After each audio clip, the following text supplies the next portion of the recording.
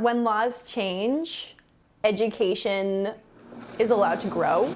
The stigma is so large that it's almost impossible to tackle.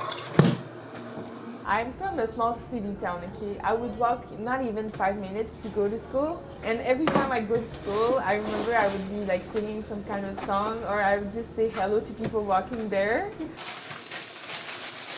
For me, I do my best to kind of exist in a bubble in a way. When you live in a small city town, it's not something that it's good to be seen. I would hide it. I want nothing to do with people who think that what I do is wrong. If I cannot feel comfortable, I will not go there. Like, I know that there's some things that I don't have to live. I don't think I've been held back because I've just completely unpursued anything that didn't align with my beliefs and what I want to do. There was some pressure from someone in my life. She was one of my teachers and someone I really admired, to be secret and to not tell people. She was quite shaming of the whole thing. It's like something that's inside of me. It's really natural. We all hear the negative stuff, right? It's a society thing that you cannot, as a woman, really enjoy yourself. I spent years thinking about maybe doing it. And I think the things that held me back were my own issues. I don't know, maybe I didn't think that it was classy, but I've since obliterated that word from my vocabulary. So much to that whole area of being dirty, good or bad or clean, or to not want to be categorized. It is a service. If people want that service, what is it that makes it not okay? It's just morality laws. It doesn't make it safer to make one person in that scenario a criminal.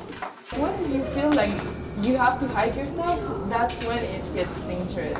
Because you have a double life, people don't know what you're doing. There's a lot of ways to break stigma. Mine definitely being open with what I'm doing. Just finding the courage to be yourself and growing into that. It takes a lot. And not just being open, but also being an advocate. There's a lot of people doing that out there. So when you see shit going down, What do we have? you see people making offhand comments or objectifying or dehumanizing, call people on it. That's a very active way to help dismantle stigma. If you are proud of what you're doing and that you are able to tell people without feeling the judgment, even if that means that you have to justify yourself 10,000 ways, 10,000 times, just to break the stigma. It's like planting a seed in somebody's brain. And it's going to help challenge the narrative. I also don't give a fuck what society thinks. I care about whether or not people are dying and people are being harmed. That's what I care about. So whether or not society changes its opinions, that doesn't even matter to me. I just want to see people safe. That's it. It's about people who know where you are, what you're doing, having that support system so they know if I haven't contacted you at this point, something's wrong. If I need help, this is the person that I can call for help. And the reality is that most people don't have that, and especially in a small town where the more you're open about that profession, the more people will leave you.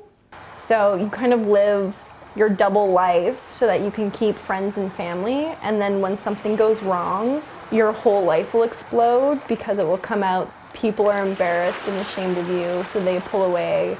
Your support system crumbles, not that you ever really had one in the first place.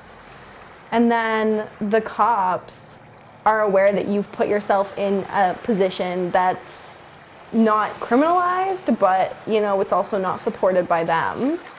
They aren't really willing to help you. And so you've exhausted all your options, and then you're alone and unsafe.